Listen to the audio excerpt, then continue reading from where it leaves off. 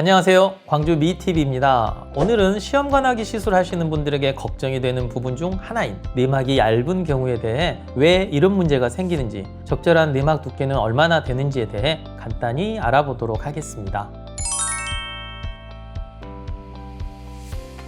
자궁내막은 배아가 착상하고 성장하는 곳입니다. 그래서 혈관 발달이 매우 중요하죠. 혈관을 통해 산소와 영양분이 공급되는 것이니까요. 자궁내막이 두꺼워진다는 말은 혈관 발달이 좋아지고 있다는 말로 생각하시면 됩니다. 즉, 착상에 적합한 정도의 두께가 배란기에 이루어져야 임신에 성공할 가능성이 높아지게 되는 거죠. 반대로 내막이 얇으면 착상력이 감소하고 임신이 아예 성립하지 않거나 유산 등 좋지 않은 결과로 끝날 수 있어서 난임 전문의들은 항상 자궁내막 두께에 신경을 쓰게 됩니다.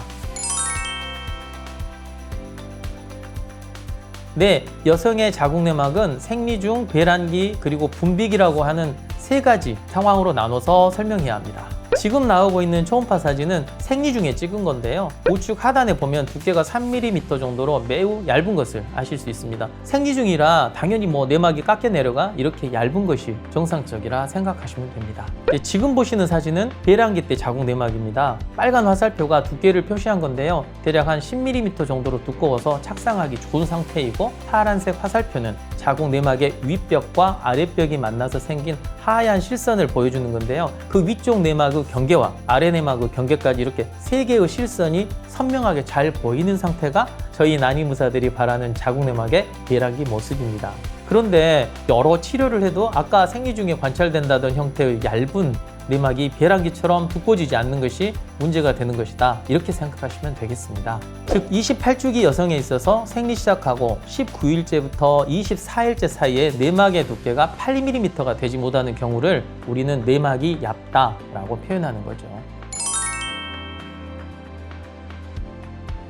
네, 여러 원인이 있습니다. 먼저 어떤 이유로든지 여성 호르몬인 에스트로겐 레벨이 낮을 경우는 당연히 내막이 두꺼워지지 않습니다. 병원에 내원하시면 호르몬 검사를 루틴으로 하기 때문에 이런 경우는 금방 발견이 되고, 필요하면 여성 호르몬 경구 투여나 주사를 주면 해결이 가능하겠습니다.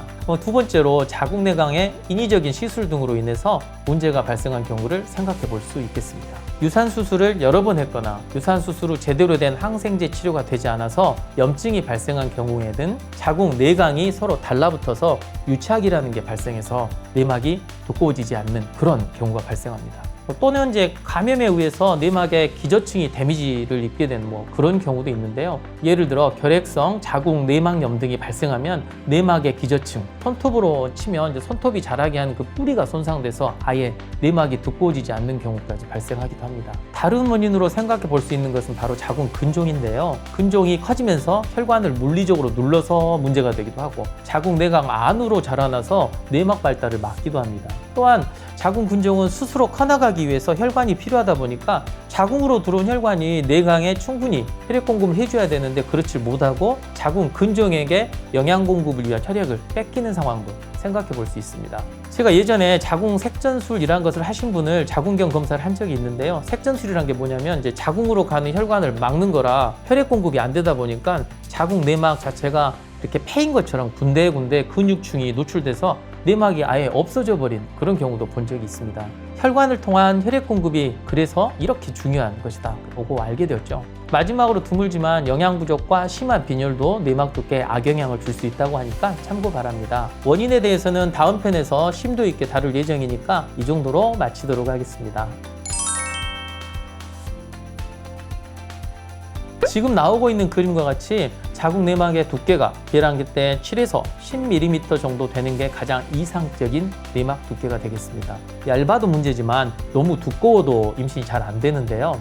자, 지금 나오고 있는 표를 보시면 내막이 6mm가 안 되면 임신율이 3.7%로 매우 낮습니다. 하지만 8에서 12mm 사이 구간에서는 거의 91% 정도 되고, 이보다 두꺼우면 다시 또 임신이 잘 되지 않는다는 것을 아실 수 있습니다.